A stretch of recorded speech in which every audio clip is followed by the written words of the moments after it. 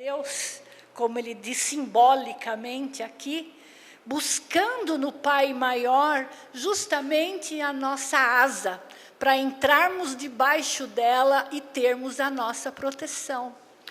E é interessante, porque quando a gente está doente, nós procuramos o quê? Médico? Não é assim? Se o carro quebrar, vocês vão procurar quem? Mecânico. Se pifar o chuveiro, eu que não sei consertar nada, eu preciso do eletricista. E quando o calo aperta na nossa vida, que nós estamos sentindo uma tristeza profunda, nós estamos muito zangados, às vezes, com o mundo, como se tivéssemos sido abandonados. Quando as coisas parecem nada mais dar certo na nossa vida, nós procuramos alguém para resolver nosso problema. Quem seria? Não é o médico. Com certeza também não é o mecânico nem o eletricista. Mas é o Pai verdadeiro, né? O Pai de todos, né? O nosso grande Pai, Deus maior. Ele é tão maior que ele teve coragem de mandar seu filho mais abençoado pelo grau de evolução que ele alcançou, Jesus, para vir ao planeta Terra pessoalmente e dizer para nós: irmãos, tudo o que eu faço, vós podeis fazer e muito mais ainda. E esta lição ficou só na Bíblia, está lá só no Novo Testamento, nós não vamos pôr em prática. É óbvio que isso é um planeta de expiação e de dor. E se esse planeta tem este nome, não dá para sermos felizes 24 horas ao dia, todos os dias de nossas vidas. É óbvio que uns terão muito e outros terão tão pouco. Que alguns filhos serão extremamente ingratos. Que alguns pais abandonarão seus filhos. E isso é o percurso da nossa vida. Nós temos que aprender a ler Deus. Ler Deus é entender as mensagens que eles estão nos enviando. Primeiro, nossos anjos da guarda, que estão mais próximos de nós, e vêm através de Deus. Os discípulos da fraternidade de Jesus, que muitas vezes nos orientam também, eles vêm pessoalmente para fazer a orientação. E quantas vezes eu consigo pôr meu ouvido para escutar? Porque nós falamos demais, nós reclamamos demais. O texto do Paul Perrine é exatamente chamando a nossa atenção. Vocês já começaram o ano reclamando? Porque eu comecei. Reclamando do calor, reclamando da falta de chuva, reclamando do filho que não deu notícias, reclamando disso, daquilo outro. E eu fui preparar essa lição para hoje, eu chorei. Falei, nossa, eu que sou estudante, estou assim. Então vamos mudar, vamos modificar as nossas atitudes. E vamos aproveitar esses pequenos momentos reflexivos, como agora que nós estamos juntos. Porque, lógico, nós vamos para casa, amanhã ainda vocês vão lembrar de alguma coisa, mas depois da manhã vai embora da memória tudo o que nós ouvimos hoje. Como eu vou esquecer também essa lição novamente. Mas virá algo que vai impulsionar a mim e a vocês para de novo pensar nesse Pai tão bondoso, nesse Pai tão caridoso. E aí eu fui buscar um exemplo que eu tenho uma convicção, eu estudo muito os apóstolos de Jesus, e eu gosto demais de João, o evangelista. E eu fui estudar para trazer para vocês aqui como João convivia com Deus. Porque a vida de João ao lado de Jesus já foi difícil. Ele era primo de Jesus, muito pequenininho, e ele foi crescendo ao lado de Jesus, recebendo aquele manancial todo do Cristo direto para ele. Cristo foi embora e ele passa a cuidar de Maria. De todos os apóstolos, ele foi o único ao pé da cruz, o único que viu Cristo morrer, o único que assistiu o julgamento do Cristo e assistiu à última ceia amando Cristo. É considerado como o nosso Pai. Inclusive, algumas doutrinas utilizam o nosso João como pai deles. E nós que temos ele dentro da nossa doutrina, não usamos. Nós ouvimos falar aí fora Pai João da caridade, né? A Umbanda usa em excesso esse espírito, e nós achamos que é um preto velho qualquer que está ali. Não, é João o Evangelista, porque o título dele, durante a sua pregação, após a morte de Jesus, era Pai. Todo mundo o chamava de Pai João. E o episódio de João que eu quero lembrar é que ele sofreu muito. João padeceu demais. Ele padeceu lá com Maria, quando Maria precisou ficar escondida muito tempo para não ser morta. Maria morreu, ele passou a seguir Paulo. E aí Paulo passou por todos aqueles problemas enormes de prisão, de surra, até terminar com a sua morte. E certa vez, o João foi preso e levado para a ilha de Patmos. A ilha de Patmos, para vocês terem uma ideia, é uma ilha vulcânica. Não tem água potável, não, tem água salobre das chuvas quando chove, mas potável não tem. Não nasce nada, nenhum matinho nessa ilha. Tem peixes. E João foi preso nessa ilha, e dia e noite ele sempre tinha 2 soldados vigiando ele. Aonde ele ia, esses 2 soldados iam juntos. E ele não tinha muito o que fazer na ilha, não tinha livros, não tinha nada. E ele já tinha vivido uma vida devotada ao bem. Ele curava, porque Jesus ensinou os discípulos a curarem. João fez um trabalho junto aos leprosos que é digno de nós conhecermos essa história. Ele não teve medo de entrar nos vales dos leprosos e cuidar deles, porque Madalena veio a falecer. E ele continuou. E ele ameaçava a prisão e ele conseguia escapar da prisão, porque ele confiava em Deus e dizia: Pai, eu vou ser preso daqui a pouco. O que faço com as famílias que eu tenho que cuidar? O que faço com os doentes que eu tenho que tratar? E ele ouvia a voz que dizia a ele: calma, João, tenha paciência, nós vamos resolver. E algum motivo ocorria que era impedida. João nunca foi preso. A única vez que deram prisão a ele foi numa ilha em que ele pôde sutilmente converter mais de 100 soldados romanos, centuriões, porque os soldados vinham para a ilha para cuidar dele, e ele, do jeitinho dele, convertia aqueles soldados. Ele chegou a fazer produzir água, quando um soldado desesperado disse: Pai João, não tem água, eu estou com muita sede, e por tua causa eu não estou lá em Roma com a minha família, estou aqui abandonado pelo rei. Ele afunda no lamaçal e brota desse lamaçal uma água potável demais. E aí todos os soldados ficaram com medo. Enquanto João não bebeu essa água, eles não beberam. Mas quando eles viram que João bebeu e não fez mal a eles, eles também beberam. E assim ele foi fazendo com esses soldados.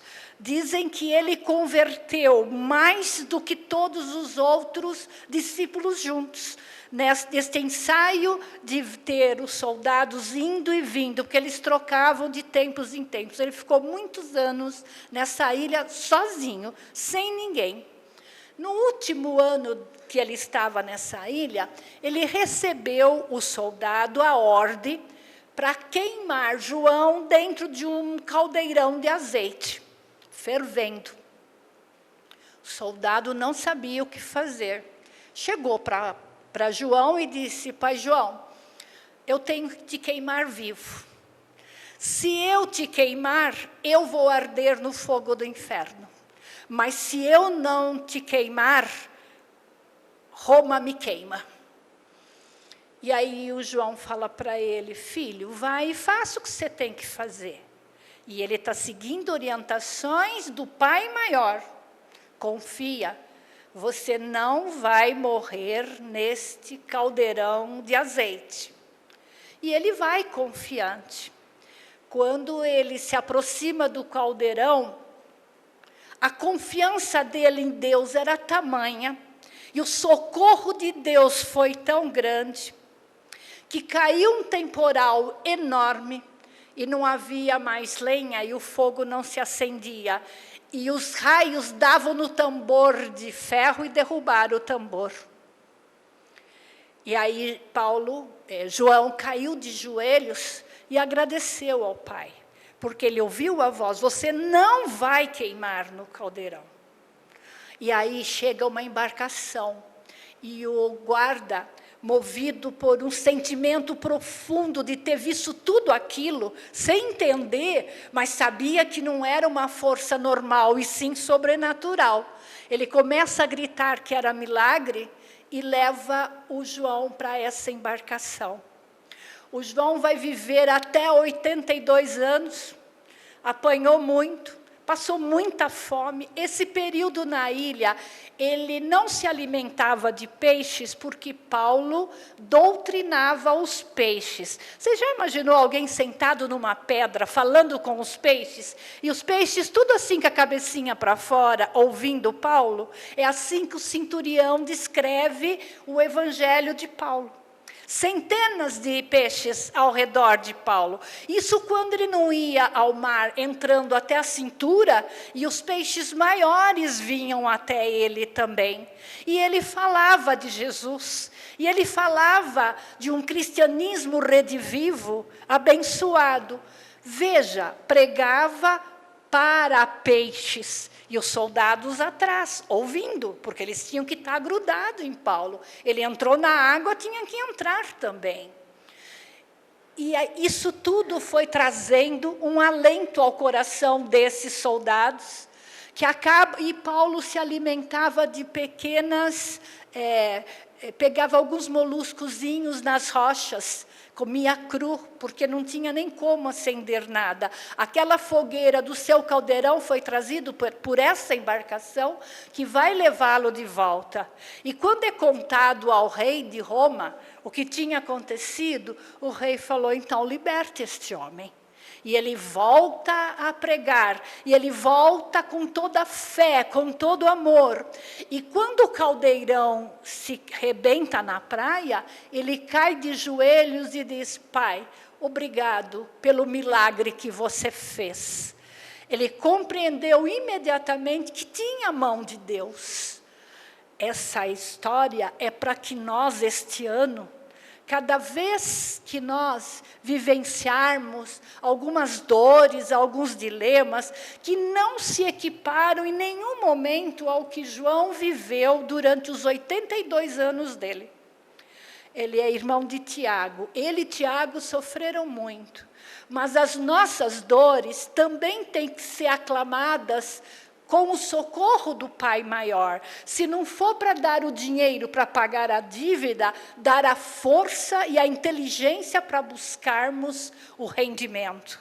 Se não for para curar a nossa doença, dar uma orientação para nós chegarmos ao médico certo que possa fazer a coisa certa conosco. E assim, tudo na nossa vida tem que ser feito com esse amor ao Pai Maior. Ele é o Pai da criação. Se Ele é o Pai da criação, eu sou criado por Ele. Se eu sou criado por esse Pai amantíssimo, eu tenho uma centelha dele, eu tenho o mesmo amor que ele tem, só que é num grão tão ínfimo, tão pequeno, mas que eu posso construir, que eu posso ampliar, que eu posso fazer crescer. E isso eu vou buscar aonde? Primeiro, no Evangelho no Lar. Seja lá o livro que você utilize, mas o Evangelho do Lar, com certeza te trará forças, e será a sua muleta para você percorrer as jornadas mais difíceis. Vou buscar no passe nas casas espíritas, na água fluídica, no evangelho que as casas oferecem e em qualquer igreja, em qualquer lugar, porque Deus é um só e em nome dele alguns fazem prosélitos que não são necessários. Para nós basta saber que Deus é o Pai, que Deus está sempre conosco, que Deus perdoa todas as nossas fraquezas, que Deus nos auxilia, colocando em nós toda a força para que possamos lutar. Mas se o desespero bater, você se pôr a chorar ou entrar em processos depressivos, o socorro de Deus vem, mas você não vê. Você não enxerga, você fica míope diante da dor. Às vezes fica cego até quando a dor é muito forte. E é esse momento que você prova o quão filho do Pai maior você é. Busque nesses exemplos que nós temos na vida. O Brasil é uma relíquia de exemplos de misericórdia. Quantas pessoas fazem o bem sem olhar a quem? E são pessoas geralmente pobres, humildes, são pessoas carentes, mas elas estão dispostas a auxiliar. Nós temos que mirar esses exemplos. E fechando a nossa temática, que hoje eu queria ela sutil, curta, para deixar vocês na profundidade da reflexão, eu gostaria só de completar que Pai João, o João Evangelista, irmão de Tiago, filho de Salomé, nada mais do que uma reencarnação depois, como Francisco de Assis, que trouxe para nós uma imagem tão linda de um ser, assim como Paulo falava com os peixes, Francisco falava com as aves. Mas isso porque Francisco não morava na praia. Que se ele morasse na praia, também falaria com os peixes. E toda aquela vida de Francisco, cercada de injúrias, de maus tratos, né? Ele era um filho adotivo, o pai exigia dele um doutorado, e nada dele querer isso, ele queria só o amor. E aí ele pede para o pai, então me dê um dinheiro que eu quero ir ver a minha vida, o que eu vou fazer com ela. O pai, muito rico, deu uma pequena fortuna. E ele leva esse dinheiro para um seminário, entrega no seminário para o reitor do seminário e se assume como discípulo para fazer o curso seminarista. E ali ele fica um tempo, ele já está se formando. Quando o pai descobre que, ao invés dele ir buscar a vida dele, ele entregou o dinheiro no seminário. O pai vai até o seminário e obriga os padres a devolverem tostão por tostão. Eles tiveram que vender o pouco que tinham e tiveram que fazer 1000 coisas para poder prestar contas ao pai de Francisco. E o reitor abraça Francisco, que nesse momento arranca toda a roupa do corpo e entrega ao pai e diz, leve tudo o que é seu, eu não quero nada mais de você. E ele se devota à causa e cria uma fundação, que é a Fundação dos Franciscanos. E a partir daí, ele se dedica exclusivamente ao amor de quem precisasse, ao amor de quem sentisse falta desse amor. E poderíamos narrar a noite inteira sobre isso, mas basta esse pensamento. Levem para casa e reflitam. Como vai ser o ano de vocês? Assim como eu li, desesperado, culpando todo mundo? Ou você vai buscar mudar a sua maneira de ser? Você vai mudar o seu astral. Não precisa de medicamentos, de médicos, de psicólogos. Você precisa de Deus. Deus é o verdadeiro ser que pode nos trazer harmonia. E, em último caso, vai em Jesus, porque Jesus é o nosso médico verdadeiro. Ele cura, Ele salva. E se não for possível, porque eu não mereço, Ele vai indicar algum caminho para diminuir a minha dor. Que Deus esteja conosco mesmo, assim, dentro de nós, recolhidos no nosso coraçãozinho, para que sempre que o desespero bater, abro a janelinha e digo: Deus, dou uma batidinha no ombro dele, dá uma piscadinha para mim, Deus. Que assim seja, graças a Deus.